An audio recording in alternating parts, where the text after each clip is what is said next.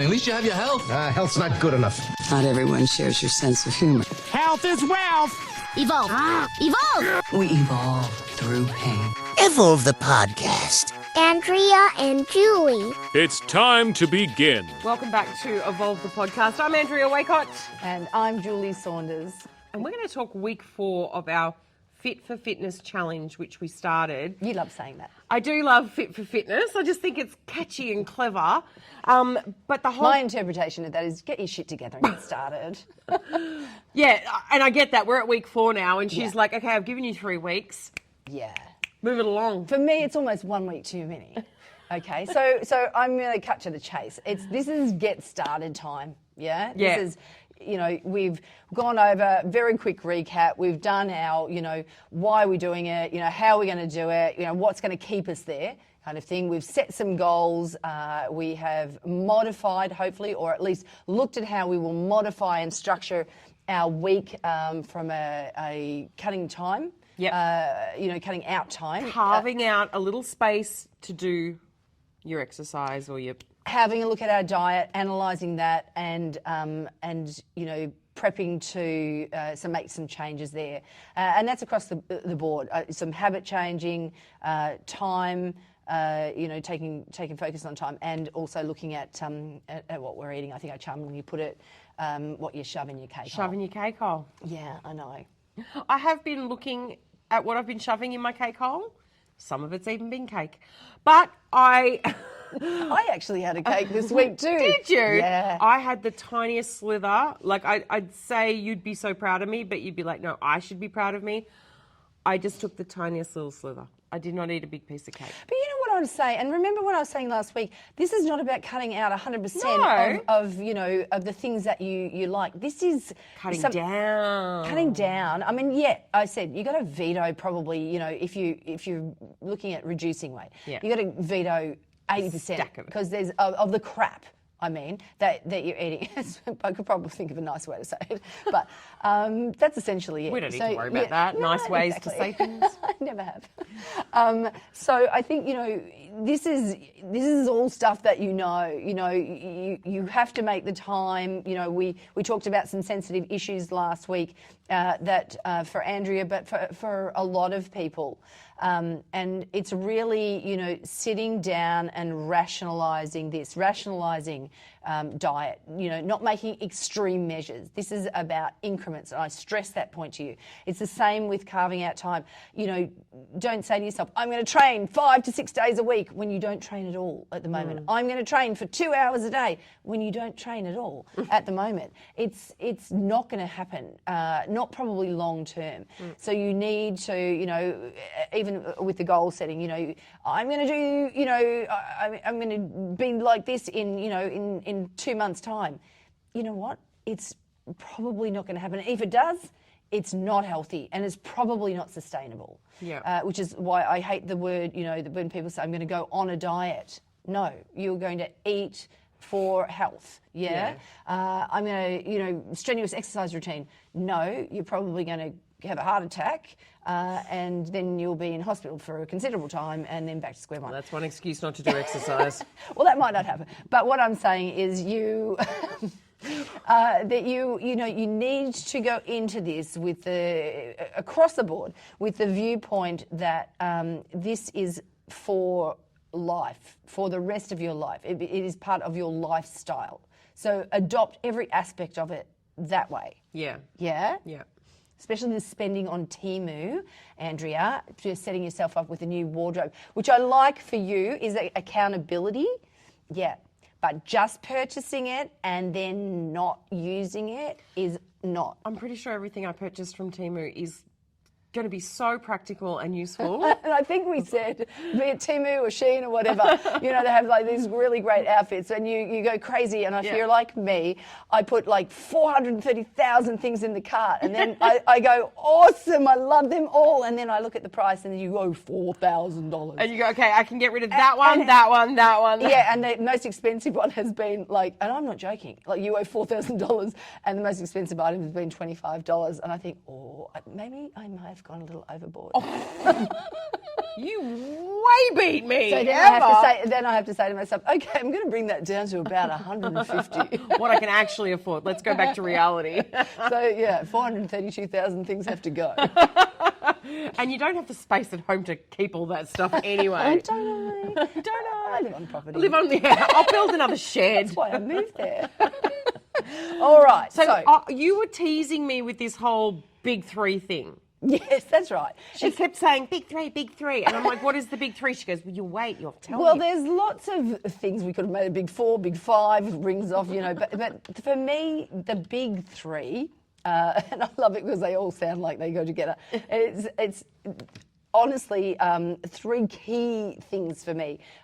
Resistance, and that's not resistance to exercise, I get which it. is what Andrea thought, oh, yay. I got plenty of that. that. Is about resistance training. Yeah, the importance of. So we'll discuss that. And then distance. So that is physically moving. Yes. Yeah. So we talk about steps. So we'll have a little chat about that in a minute. And then persistence, staying with your program.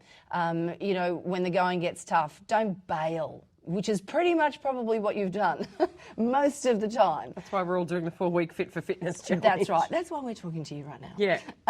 So it's for me, it's those three. Yes, they kind of, they all sound nice together, but it's so true.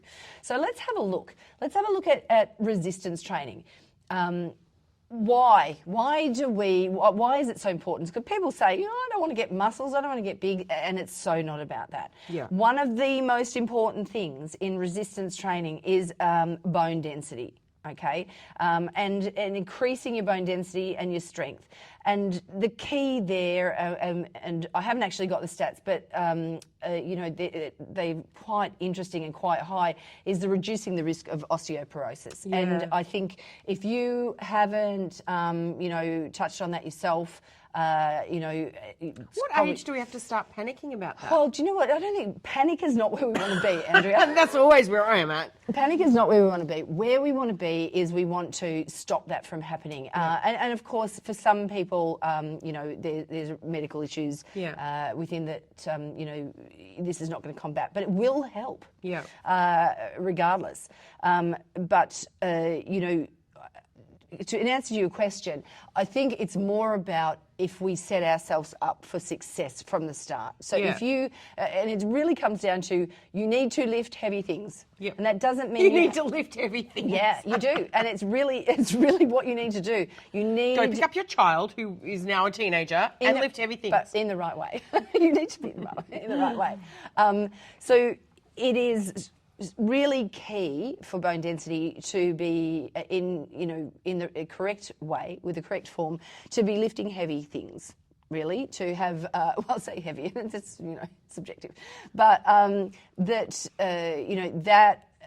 osteoporosis is a word that's thrown around so much, and I think all of us know someone that is affected by osteoporosis. And a woman in her early 60s who probably shouldn't be is. And probably for the reasons you're talking about, hasn't done the right things. Often, and look, a sedentary life and a not so great diet, where that's concerned, are often key factors for most who don't have major medical issues that that contribute. So that is a huge important thing with resistance training. But obviously there are other things involved here with resistance training which are of benefits. So you generally improve your posture, and as you know, I'm constantly on about posture, but as we get older and we get a bit lazy and we're sedentary and we sit in the wrong way and all those sort of things, if we haven't got muscle integrity, if we don't have bone density and structure there, then you'll find that That's those the scaffolding, it is, and they start to get fused. It's never too late. I never say it's too late to do anything. It's never too late to start increasing or addressing the bone density issues or your posture. But there comes a point where there's only so much that can be done. Yeah. So coming back to when, honestly, from early teens. Yeah. Diet right the way through. Because I was just wondering if there were like milestones in your life where it's sort of you're more susceptible to calcium deficiencies? Is it like when you're pregnant or when you're going through menopause, or are you, like... There are a number of markers there, but I would suggest that I think they icon about the 40s that it becomes really important because it becomes an issue then that's a more diagnosed issue then. So we also have the increased or the decreasing of injury and prone. So better posture, better bone density, less likely to, my back, or various things, my knee, my this, my that. You've got things on top of that, which is, of course, if you have a bad diet or you've got a bit more weight on than you should, that doesn't help you with injury either. But this all comes into, having that resistance training that you're doing on a regular. So when you say resistance training, you're talking about obviously things like bands, having and the all of those... muscle under load.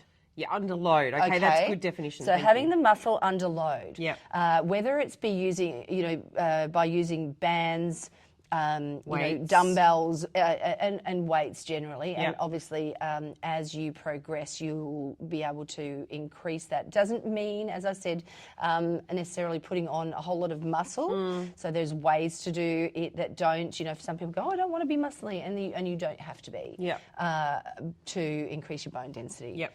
So other benefits, obviously, of resistance training is an improved sense of well-being. Resistance training, it can boost your self-confidence. You feel better. You feel more shapely in clothes. You just You feel more general overall short-footed, fitness. yeah. Yes. Yeah, all of those sorts of things. Hold yourself well. There's, we talk about posture. Having good posture gives you quite a sense of confidence and pride in yourself as well. You wouldn't think it does, but it does. Yep.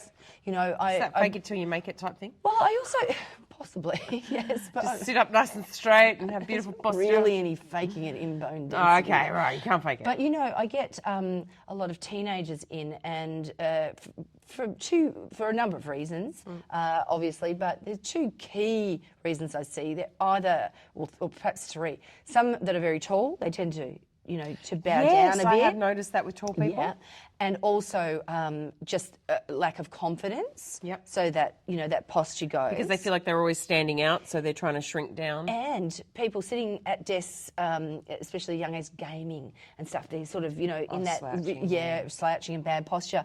And it's amazing as you work with them, and not only on getting fit, getting confidence, using some weights and those sort of things, being confident around all that stuff.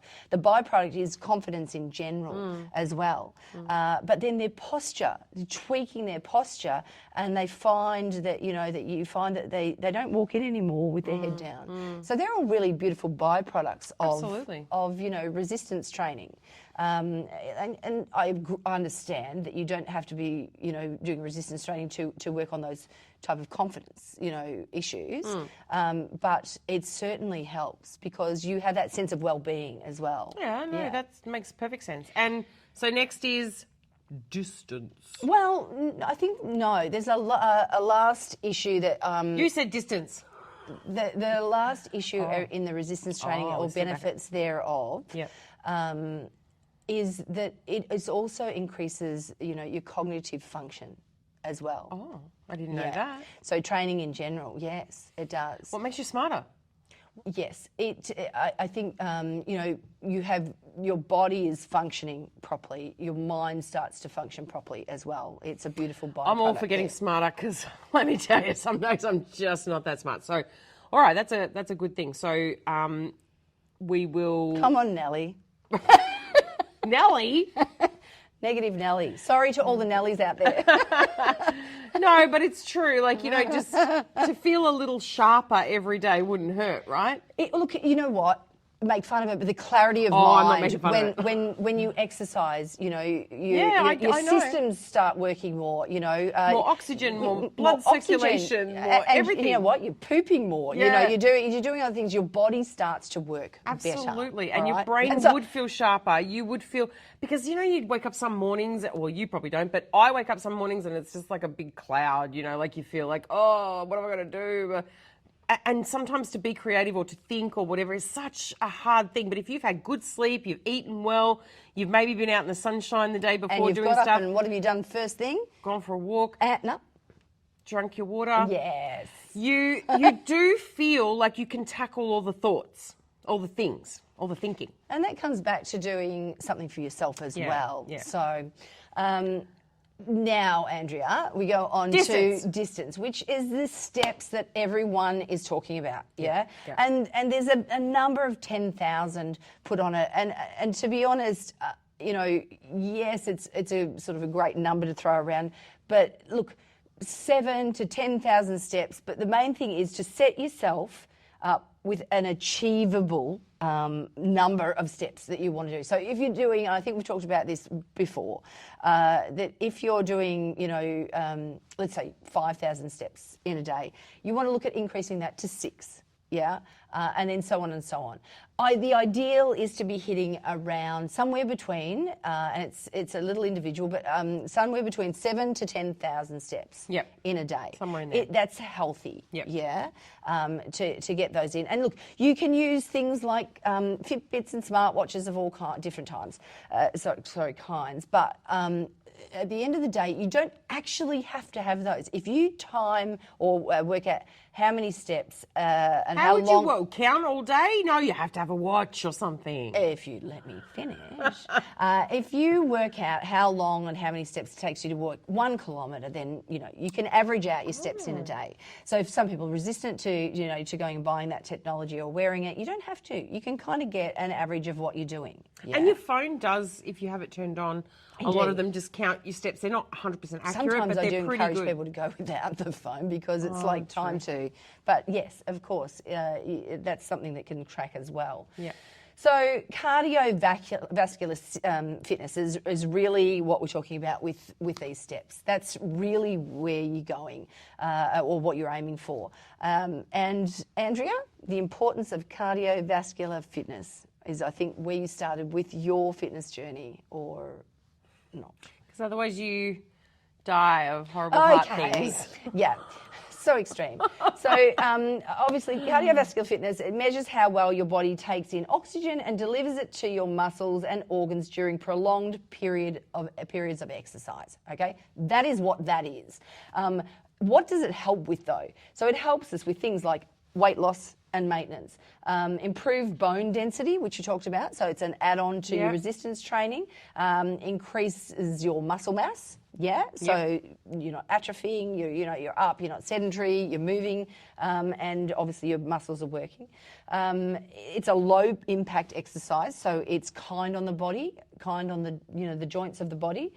Reduces the risk of common health problems such as dementia, depression, type 2 diabetes, high blood pressure and obesity. So there's some of the byproducts of that, and you scoffed before, I believe, at the cognitive. I didn't scoff. I was surprised. I didn't know that you could get smarter. Cognitive benefits. Well, I think it's more about your brain firing. But all of those things, walking. That's why there is such emphasis on going for a walk.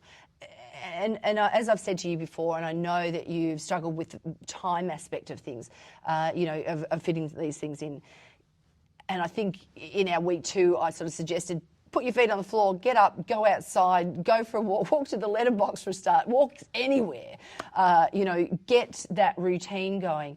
And I promise you will just feel better about yourself. Yeah, you've done something for yourself. Feel better about yourself, and think of all those byproducts. Yeah, those positive little, numbers that I've just mentioned. Yeah, for Andrea, getting smart. So excited. Yeah. She's already a smart cookie. Oh, you don't need her to be smart. Yeah, genius. I'd go to genius level. That's right. Yes, maybe not. That's exactly what I was thinking. All right, so there's your distance. But I do urge you to set. But I guess you could measure it even like if you go for a walk, you go for a kilometre. You know where a kilometre roughly is in your car or whatever. Then you might go, okay, now I'm going to do 2 kilometres. Now I'm going to do 3. Now I'm going to do 4. Which so if you're not counting steps. Exactly what I was about to say, which is set yourself personal, achievable goals around distance. Yep. And then each day, each week, each month, Just go extend for it out. Go for a little bit more. Yeah. Yep. Makes sense. And allot yourself some time and stick to it, and then you can edge that out. It might start at 15 minutes and I think a nice, healthy, 30-minute walk in a day, hopefully twice a day, it really does give back. Yep. In so many ways. Yep.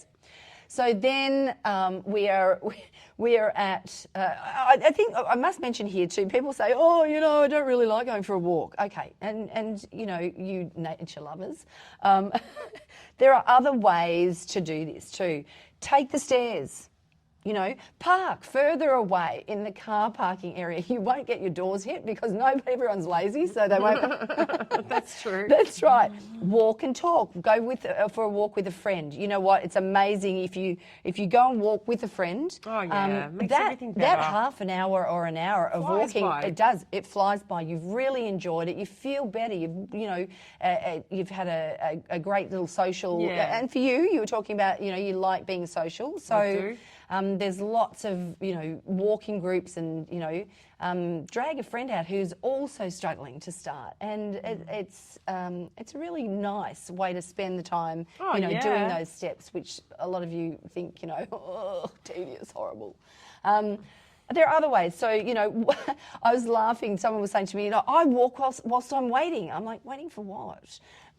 But apparently they walk on the spot. There's still steps. Oh. Yeah. And I think, Andrea, you're another way to do it is walk whilst you work. You've got some little treadmill, you were saying. Yeah. Which I think are little ankle breakers, but so be careful with those. I am. It is vertical at this point, not horizontal in my office because I can't stand under my. I'm a voiceover artist, got a booth, blah, blah, blah. Anyway, when I move, I'll be able to put it under one of those sit-stand desks. That's why I got it. It's like a walking pad, and so I can walk. And obviously I can't do it while I'm doing voice work and things, but I do a lot of other things at the computer, which I'll be able to walk on. I don't know about you, but I had about 4 excuses in there about why that thing hasn't I been really used. cannot even stand, and my desk doesn't go up and down at this point. Well, you need to go to a car park and park further away.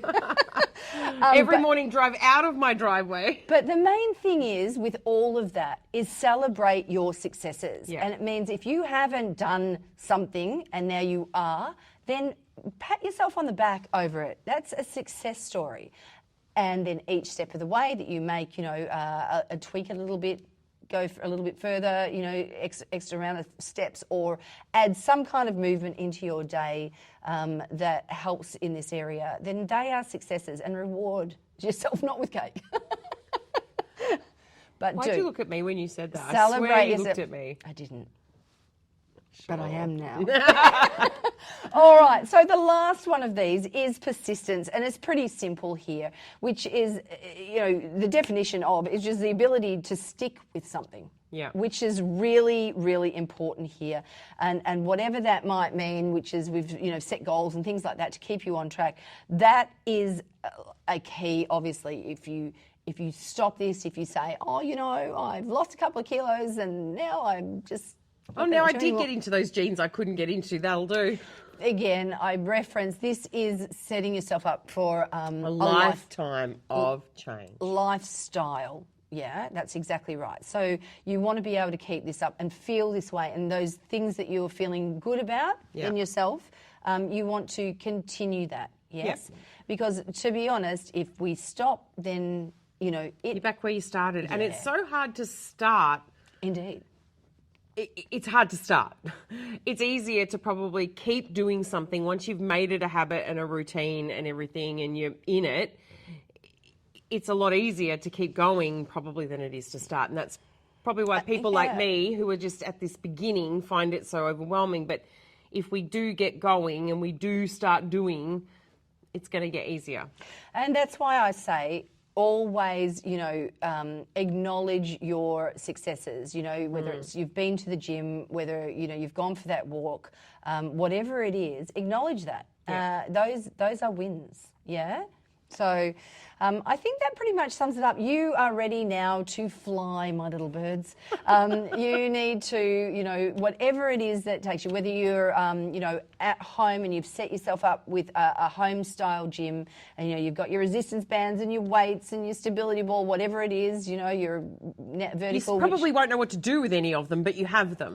And then if that's the case, I really drive you to join a gym, find a trainer, and of course I offer Trainers, yeah. So like you do online, right? So you can reach out, and there's always accessible. Which brings me to one of Andrea's. She says, I'm so far from everything, but yet I'm online. Yeah, but you are a very, very busy lady, and I don't pay you, so an excuse.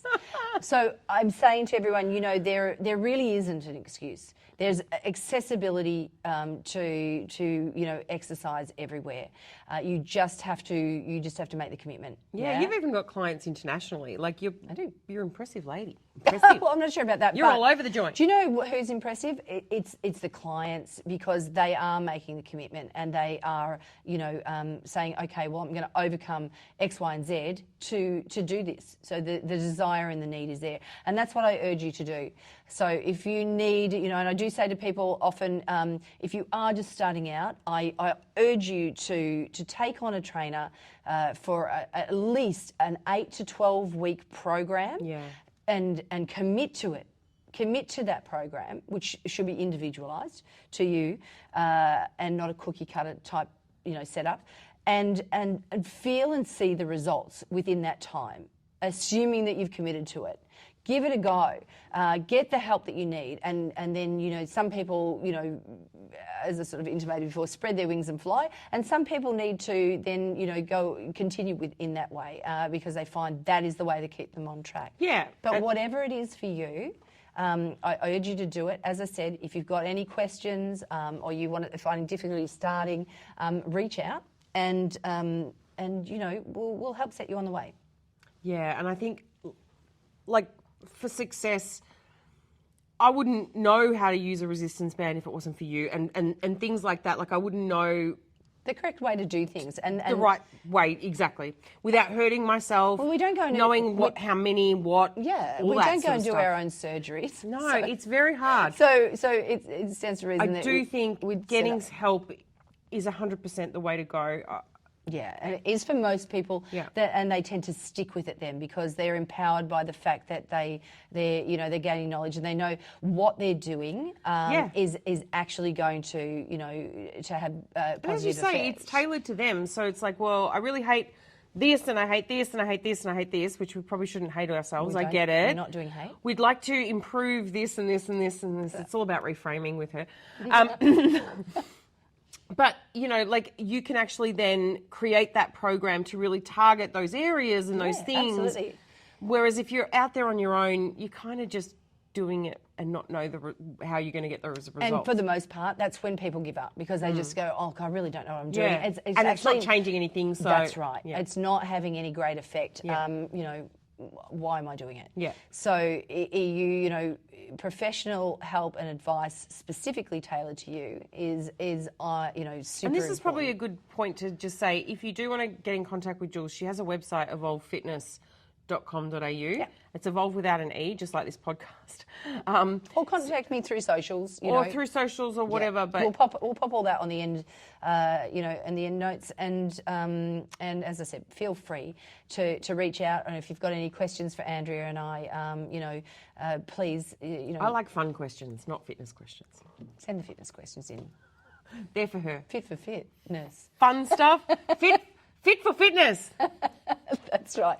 Look, thank you so much. It's been, it's been quite a little interesting journey. Hopefully, it's touched some of you, and inspired you, and brainwashed you to get moving. I mean it in a good way, but when you hear something, it kind of inspires you, and then it starts to bed in, and then you start to do. Let's stick with inspires. To make some changes, yes, and we all need them. So. And I want you to finish up by saying to them what you always say, if not now, when? Evolv the podcast. Say goodbye to Andrea and Julie. This episode of Evolv the podcast was co-produced by Julie Saunders and Andrea Wakehart. If you wish to get in contact with the show, please reach out on social media. You can find us on Instagram, TikTok, and Facebook, or email evolvethepodcast@gmail.com. That is Evolv with no E. Thanks for listening. Till next time.